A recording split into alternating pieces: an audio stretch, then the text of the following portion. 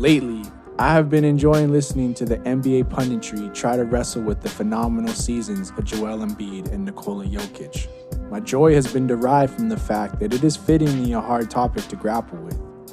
On one hand, the success of Embiid and Jokic provokes a conversation that feels justifiably unfamiliar. The modern game is dominated by ball-handling stars, and the modern MVP award has become comfortable on the mantle of ball-dominant perimeter players. Moreover, big bouldering 7-footers have been relegated to limited roles in the modern NBA, where it is common for traditional centers to start games but not end them. But on the other hand, it almost feels silly to ask when we started to question the role of an interior facilitator in winning basketball. Unsurprisingly, the truth feels like it is somewhere in the middle. The game did outgrow the traditional image of a big man. Dirk made teams dream of shooting bigs, and Bosh made teams reimagine what a center could look like. Draymond felt like a new breed of center when he began to close games for the explosive Golden State Warriors. Kevin Love looked like the prototype of the future when he played next to LeBron James, and Anthony Davis realized that future when he did the same. But from a team-building perspective, there is no modern championship team that lacked an elite interior engine. While their body types and roles have varied, their presence has always been the price of admission. Some, like Powell, Shaq, and Duncan, powered the team's offense from around the paint. Others, like Draymond, Ben Wallace, and Dennis Rodman, used their athleticism and determination to lift their team to legendary heights. For all of these players, the connection is the end product, winning basketball. I think in this context, Embiid and Jokic are not historical outliers. Instead, they are leading the evolution of the role. Similar to Anthony Davis, they have built on their ability to bully defenders inside by expanding their ability to dribble, shoot, and pass effectively. And in becoming dynamic offensive machines, Jokic and Embiid have done what is required of any modern NBA superstar.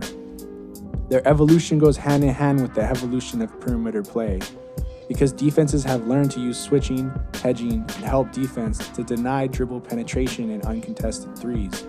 In this defensive refocusing, it is offensively gifted interior players that have been set up to succeed in punishing defenses. For example, if an opposing defender leaves Embiid to hedge a pick and roll, Embiid can hit a pick and pop shot or attack the rim. And when a help defender rotates over to challenge Embiid, then he can easily make a pass to the open man. Thus, the interior playmaker inherently creates ball movement and makes the game easier for everyone involved, including the initial ball handler, because the screen setter is punishing the defense for focusing on the ball handler. At the same time, competent post players can force defenses to rotate or collapse, and this commitment leads to open threes and free lanes to the basket, as long as the post player can make the right pass. In this way, post play isn't at odds with modern analytics, but instead should be viewed as a pathway to creating those high-value shot opportunities. Importantly, there are other current players who are part of this evolution. Bam Adebayo, Nikola Vucevic, and Domantas Sabonis are slowly getting their due credit as stars. Zion Williamson is a unicorn in the shape of a minivan. Karl Anthony Towns might be the most talented offensive big ever, and DeAndre Ayton is continuing to develop his mid-range game while training in his third straight double-double season. Julius Randle became an all-star when he added a reliable shot and consistent passing to his signature attacking style, and Christian Wood had the Rockets staying afloat after Harden abandoned Fertitta's sinking ship. It is even conceivable that the best player in this current rookie class is going to be 7-foot-tall, hyper-athletic James Wiseman, who has already flashed the potential of an all-around offensive star. These names are all notable because they are interior players that have franchises building around them. So the narrative that interior players have become less valuable in modern basketball is missing the point. Instead, the reality is that interior players are evolving in the same way the game is evolving, by becoming more dynamic. The evolution of the interior facilitator is important to place context around because it is a vital distinction in regards to team building. A great example of why this distinction is important is Giannis Antetokounmpo. Giannis is a 7-foot Hercules, molded in the streets of Greece to dominate basketball courts. But in the spirit of the modern game, the Bucks designed their offense around utilizing Giannis as a playmaking perimeter player. This was a decision that made sense in the context of a league that had de-emphasized mid-range and post play, and instead placed an ultra premium on perimeter creation. And in fairness, Giannis is a naturally gifted perimeter player who easily strides through the paint like Dr. Dr. J on stilts. However, I believe the Bucks did Giannis a disservice by overly focusing on his ability as a ball handler. Instead, the Bucks could have spent more time incorporating Giannis as an interior facilitator, which would have better unlocked his potential and simultaneously helped maximize the team around him.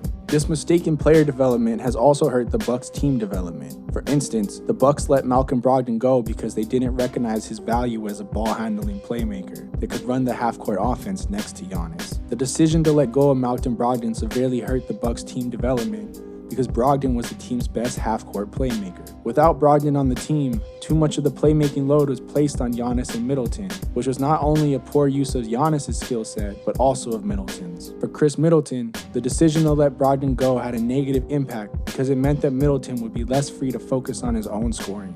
Middleton is a tall, deadly shooter with a high release point and the ability to create his own shot off the dribble. Middleton is also a capable playmaker who has continually improved his assist numbers every year, but he is clearly at his best when creating for himself, with a jump shot reliant style comparable to Kawhi's. To this point, I think Middleton would best be used like the Raptors used Kawhi, with the offense functioning around Middleton, not through him, giving Middleton the option to choose when to take his signature pull-ups without having to concern himself with involving others. But with the absence of Brogdon, the playmaking responsibility fell on Middleton's shoulders whenever Giannis was struggling to lead the offense. This is the situation the Bucks found themselves in when they lost in the playoffs to the Heat, as the Heat's size, athleticism, and help defense successfully walled off Giannis from entering the paint. This stagnated the Bucks' offense and led to an embarrassing loss for what was the Eastern Conference favorites. This loss was further soured by the fact that Malcolm Brogdon averaged 21.5 points and 10 assists a game on good shooting efficiency against the Heat in the series immediately before the Bucks. And the ultimate slap in the face was that the Bucks played better against the Heat after Giannis was injured, with the offense being more competitive when it was completely handed over to Chris Middleton.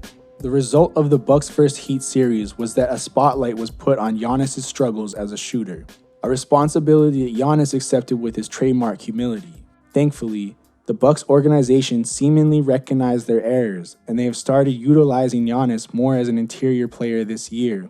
The impact of this change was evident in the Bucks' recent win over the Clippers, where Giannis was the best player on the floor at the end of the game. He was used as an interior threat and as a screen setter, and the result was that he was able to get easy buckets inside, and those easy buckets led to the ball moving, which led to him getting more quality attempts. This game showed the blueprint for how the Bucks win in the playoffs, and the biggest difference is that Giannis wasn't relying on brute force to create his offensive opportunities. Now there are two other notable teams that I believe suffered in last year's playoffs from the same issues as the Bucks. These two teams are the Celtics and Clippers. The connection between the Bucks, Celtics, and Clippers is that all three teams lost last year in the playoffs to lower seeded teams, and all three losses were seen as upsets to the point many pundits still refer to the results as flukes, with many indicating that the results were swayed by the bubble's strange atmosphere. However, I would argue that the bubble actually created the opportunity for more clinical basketball environments. And in these sterile test labs, the team with the more impactful interior presence won. In the Heat vs. Bucks series, Adebayo dominated the paint defensively while creating havoc within the Bucks' interior defense. In the Heat vs. Celtics series, the Heat's interior presence was even more dominant, with Bam clearly being too much for Daniel Theis and Robert Williams to handle.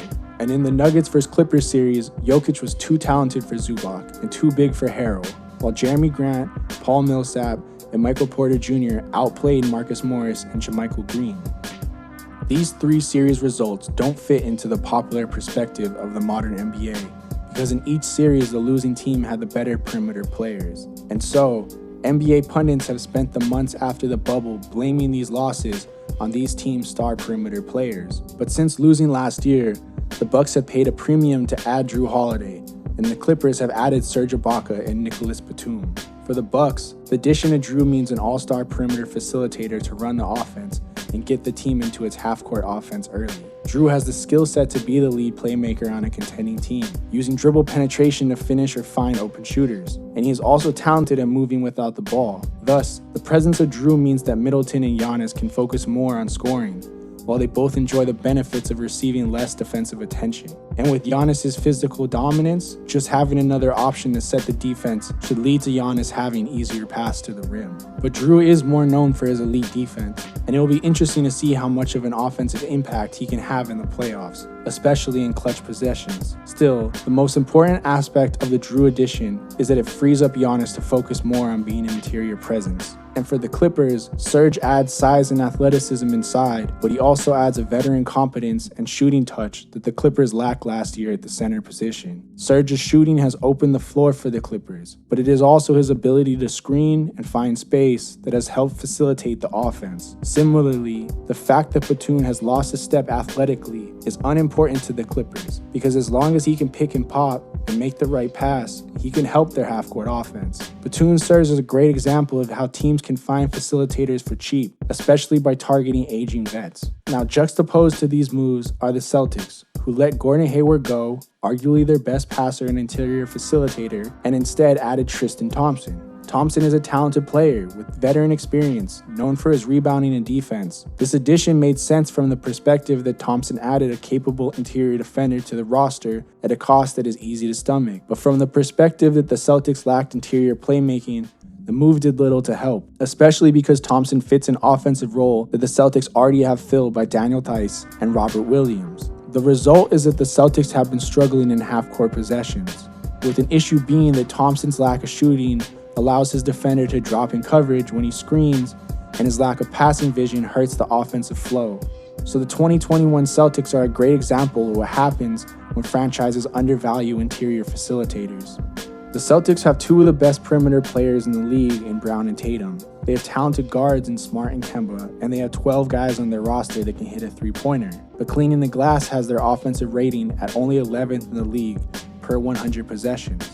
Tellingly, the Celtics are currently 6th in transition offense, but their half-court offense drops to 21st in the league. Compare this to the Bucks and Clippers, who both have top 5 half-court offenses, and it becomes obvious that the Celtics' half-court offense is stopping them from achieving elite production. And most tellingly, recent reports indicate that the Celtics are targeting Jeremy Grant and Nikola Vucevic in trade proposals, which, if true, would mean that the Celtics also agree that their biggest need is an interior facilitator. The last thing I want to talk about in this video is in regards to the Raptors and Nets. Both of these teams have found success this season using small ball lineups, but what has stood out to me was how these two teams have found great interior production from their forwards. For the Nets, Jeff Green and Bruce Brown have helped to provide motion to an offense that people feared could be dragged down by isolation ball. Often starting at center, Jeff Green has been a natural fit as an interior facilitator because of his shooting, athleticism, and ability to pass. I think his presence adds structure to the Nets starting lineup, and he adds a vital counterbalance to the Nets' isolation-heavy approach to the game.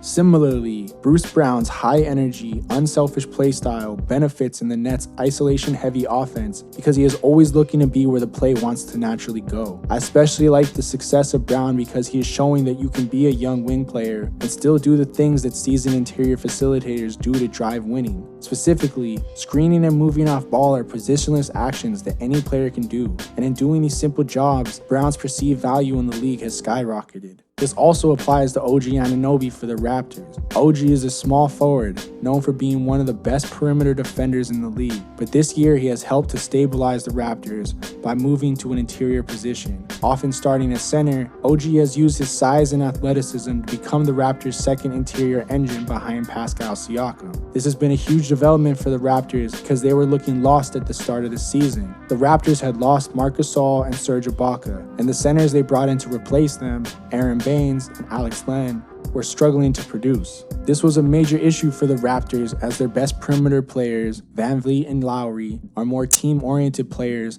than they are isolation players, so they needed the team to have better ball movement for them to succeed. So using OG as an interior facilitator has again unlocked the team's best perimeter players, and the change has been undeniable as the Raptors have surged back into the playoff race. In conclusion, Jokic and Embiid are the newest superstar faces of the evolved interior position. Similar to Anthony Davis, they have expanded their game to the point that they are able to carry a top 10 offense in the modern NBA. Their skill sets are awe-inspiring to watch, but awe-inspiring is the new normal in the modern NBA. Thus, these two players are not anomalies, but instead, they represent the future of interior superstars. While LeBron and Steph ruled the last 10 years of the league, it was interior players who became undervalued and overlooked in the NBA team building process by pundits and by some franchises. And most importantly, it is the passing and playmaking of interior players that allows modern offenses to truly unlock their ball handlers and shooters. And while Jokic and Embiid may be special for their titanic size, players like Bruce Brown and OG Anunoby are reminding the league that interior facilitators can come in a variety of shapes, sizes, and pay scales.